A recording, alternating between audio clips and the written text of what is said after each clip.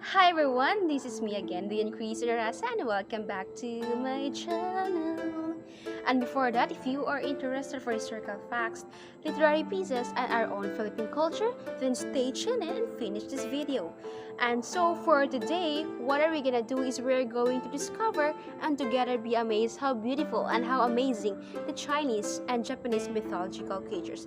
And without further introduction, let's proceed to the content. Baku, the Dream Eater. Baku or classic chimera, the body of a bear, the nose of an elephant, the feet of a tiger, the tail of an ox, and the eyes of a rhinoceros. One legend says that when the gods were finished creating the animals, they took all the odds and ends up lying around to put them together to make the Baku. According to Japanese legend, Baku are the eaters of bad dreams. They are a talismanic figure that people pray to at night to come and suck away nightmares so that they may never be seen again. Baku watch over humans and act as a guardian spirits. They feed on the dreams of humans, specifically the bad dreams. Evil spirits and yokai fear Baku and flee from Baku-inhabited areas. Because of this, health and good luck follow Baku wherever they go. But there is a darker side to the Baku. Some says that Baku eat all dreams, not only nightmares. These include dreams of aspirations, dreams of your future, and dreams of your hope. The Baku legend as a dream eater has stayed consistent since adopted by Japan. There have been various ways of summoning the Baku. In Fukushima, it is said that if, after awaking from a bad dream, you say, "I give this dream to the Baku," then that dream will never trouble to you again. In other prefectures, you repeat, "Baku-san, come eat my dream," 3 times in a row to summon to Baku to come and eat your nightmares. The Baku's written name and image had been used as a symbol of good luck in talismans and charms throughout Japanese history. During the Muromachi period, 1337 to 1573 in Japan, in old days it was common to embroider the kanji for Baku onto pillows in order to keep away the bad dreams, sickness, and evil spirits. They also become associated with the fantastical treasure galley, which often had a Baku painted on its sails. During the Edo period 1603 to 1868, pillows were sold in the shape of Baku, said to protect the sleeper from bad dreams. Fearsome, Baku images are commonly carved into the pillars above temple doors and for the columns supporting temple roofs. Baku are one of the only handful of holy creatures honored in this manner. The next one is Zhou. In the land of the Lynch clan in China, there is a rare beast as large as a tiger, 5-colored, and with a tail longer than its body. It is called Zhou. When riding this creature, it is said that it can speedily travel 1,000 miles a day. Not only is the Zhou incredibly fast, but it can also be truly dangerous as well when provoked. In legends, the Zhou is described as a righteous, noble animal, which only appears during the rule of a benevolent and sincere monarch. The creature appears in the 2018 fantasy film, Fantastic Beasts: The Crimes of Grindelwald, where a wizard named Newt encounters an angry Zhou after it escapes from the circus. The young wizard Newt can calm it down and rehabilitate it as a part of his magical menagerie of creatures. The stories of the creature, Zhou, told to Chinese natives, recorded in Chinese books and ancient history. Many of the descriptions we see today tell that Zhou is a white tiger with black spots and looks like a tiger too. But the real legends tell that Zhou looks like a giant white panda and nothing like a tiger. In the long history of China, there have been many interesting and legendary records about the giant panda, popularly known as Zhou. As the knowledge of the giant panda spread throughout and beyond China, it began to be known by various other regional names such as Piseo, Mo Zhou, white bear, flowery bear, bamboo bear, and iron-eating animal. Chinese records claim that as early as 4,000 years ago, the leader of the tribe called Wang Di used tame wild animals to defeat other tribes. Among these animals, there were tigers, leopards, bears, and giant pandas. The skin of a giant panda was told age of a rarity for the emperor. The giant panda was considered an animal that was brave and mighty as tigers and leopards. For that reason, ancient warriors were compared to giant pandas, whose ancient name, Piseo, was used to symbolize victory in all wars. According to records, the giant panda has white and black fur, looks like a bear, and is found in an ancient Yandao country of Kiawong Lai Mountain, which is the present Rongjing country of Sichuan province. Giant pandas were named iron-eating animals because it was said that they eat metals.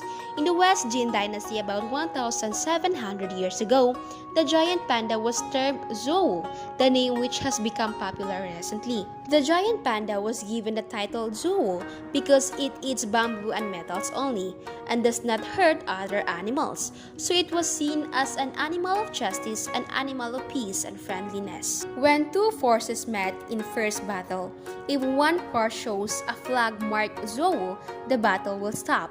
For according to ancient principles of war, the flag marked Zhou means peace and friendship, and the battle should stop.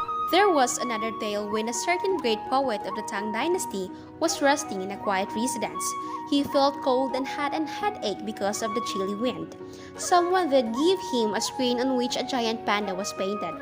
The screen brought about a magic effect to drive out his illness. Loving it very much, the poet wrote a poem ode to the Piseo on the screen by saying that giant pandas need a peaceful environment for survival. The poet expresses his concerns about the misfortunes and famines brought to the common people by wars. Kitsoni, the facts. Kitsoni are from Japanese folklore and are Japanese faxes. Kitsoni are part of several Eastern legends and are also present in Chinese, Korean, and Indian folklore. A kitsoni can have up to 9 tails depending on its age, wisdom, and power. The only way to kill a kitsoni is to cut off all its tails, as it is said that one of the tails is its main tail and the source of all its power. Not knowing which tail is the main one would have to cut off all its tails to kill it. 1, 5, 7, and 9 tails are the most common numbers in folk stories. When the kitsoni gains its 9th tail, its fur becomes white or gold. In Japanese language, kitsoni can mean both a regular Japanese fox, a divine fox, or a demon fox. They can be found all over Japan, and the history of Japanese kitsoni goes back to the beginning of Japan itself. Actually, there are 13 different types of kitsoni. The 13 different kinds of kitsoni each have their own elements, including the heaven, dark, wind, spirit, fire, earth, river, ocean, mountains, forest, thunder, time, and sound. Then what is the power of kitsoni? Other supernatural abilities commonly attributed to the kitsoni, including possessions, mouth or tails that generate fire or lightning, or also known as kitsoni B, literally fox fire, willful manifestation in the dreams of others, flight, invisibility, and the creation of illusions so elaborate as to be almost indistinguishable from reality. Some tales speak of kitsoni with even greater powers, able to bend time and space, drive people mad, or fake fantastic shapes such as a tree of incredible height or a second moon in the sky. Kitsoni can be either male or female. Usually, mythical Japanese fox takes the form of young Japanese girls, beautiful women, and older men. In fact, there are many tales of Japanese kitsoni transforming into beautiful women to trap powerful men. One of the Japanese fox's most well-known kitsoni abilities is kitsoni B, or a fox fire. This is a red flame produced by kitsoni by either breathing or wagging its tail. Mythical Japanese fox uses its light to lure humans. The good Japanese foxes, Zenko. Zenko are benevolent. Celestial Japanese foxes are associated with the god Inari. They are sometimes simply called as Inari foxes. Even if they do not have the 9 tails, these kitsoni are always depicted as being white in color. Inari foxes, in Japan folklore, are particularly fond of fried sliced tofu called average. These Japanese foxes have the power to ward off evil, and they sometimes serve as a guardian spirit. Besides protecting Inari shrines, they also protect the local villages from the evil kitsoni and other malevolent Japanese foxes. The evil Japanese foxes no Kitsune. These Japanese foxes are also part of the yokai category, the demons of Japan. In Japanese folklore, there are stories about Kitsune tricking people from all manners of life. The cruel Japanese foxes target the bad traits of humans, such as pride, greed, and vanity. For their own entertainment, these Kitsune can bring down even the most devoted priest. They rarely attack women, but prefer to possess them instead. Then, using their foxfire Kitsune ability, they'll lure unsuspecting men to their doom.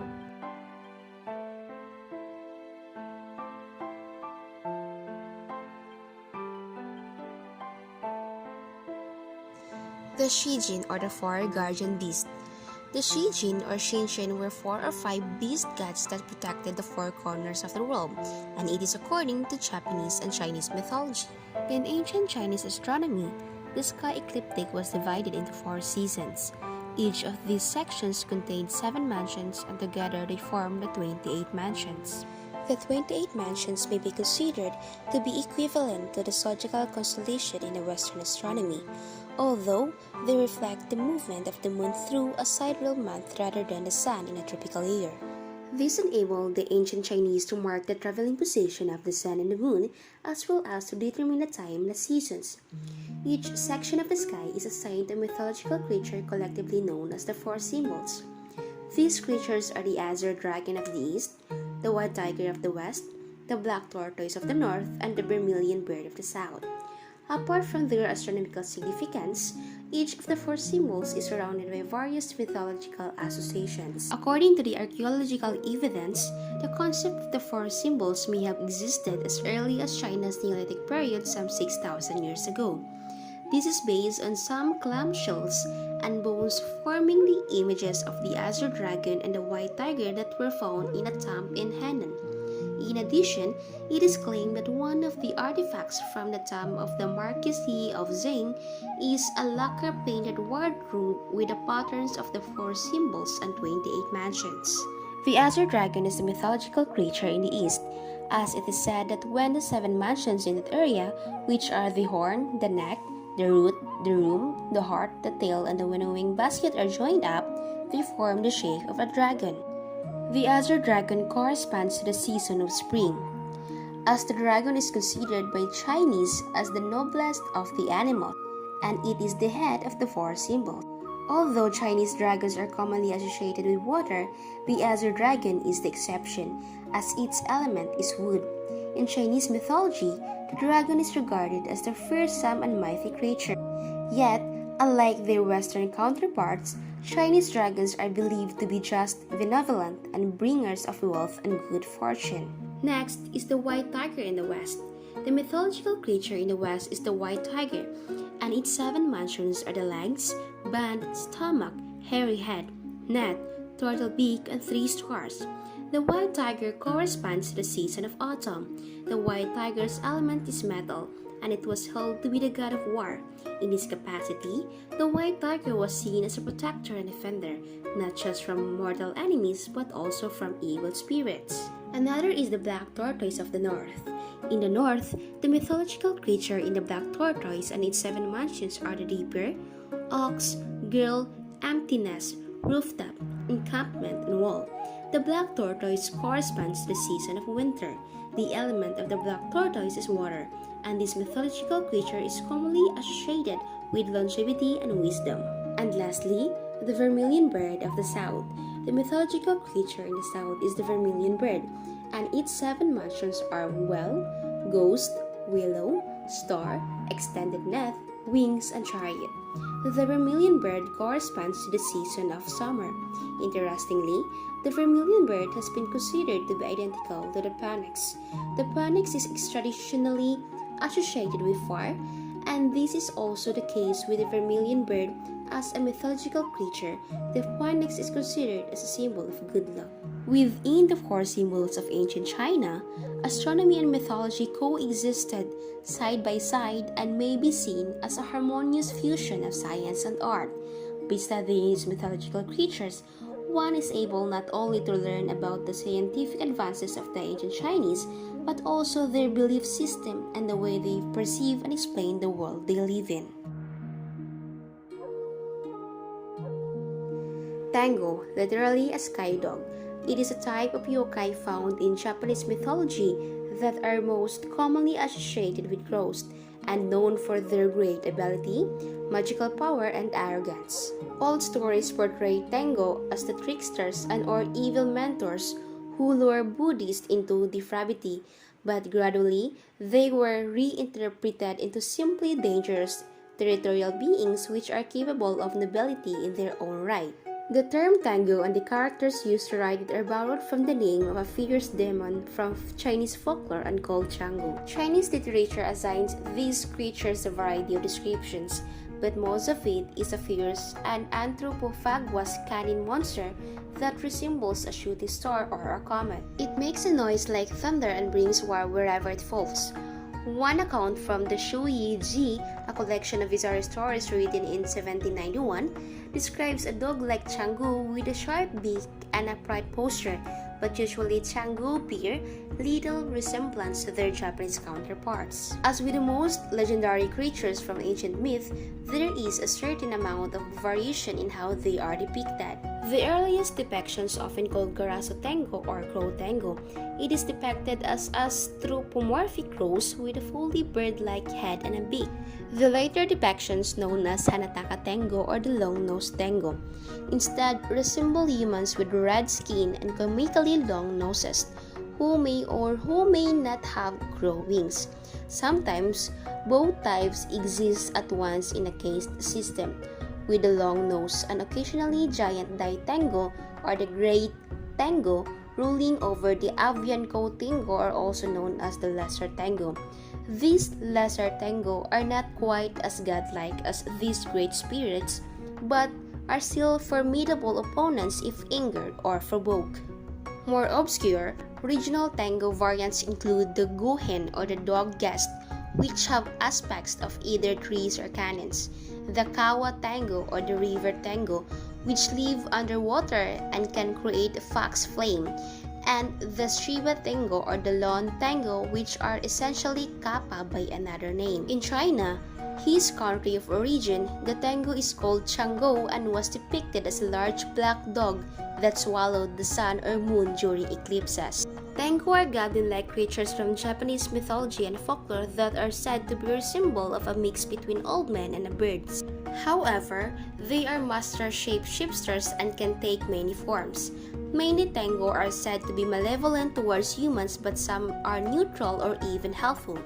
It is said that the most powerful of all Tango live high atop mountains and have dominion over the entire mountain. The Tango type portrait of Commodore Perry utilizes such an image to represent the way Japanese perceive him and the power behind him at the end of the Edo era. Onryo, the grudge spirit and full of vengeance. The most dreaded type of Ryuri is the Onryo. They are the ghosts of people who died with such a strong passion like jealousy, rage, or hatred that their souls is unable to pass on.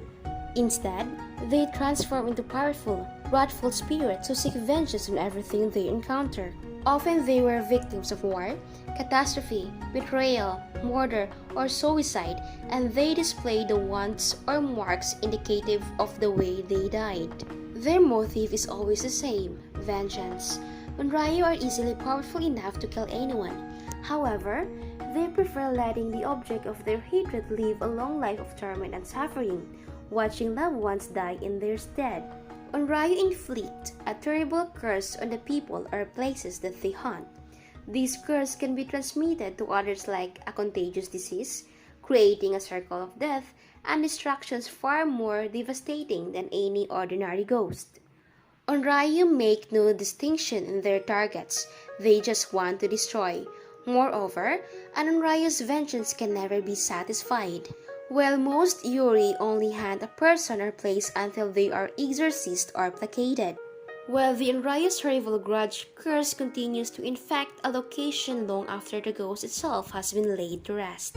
Occasionally, an Onryo's curse is born not out of hatred and retribution, but from an intense, passionate love that perverts into jealousy.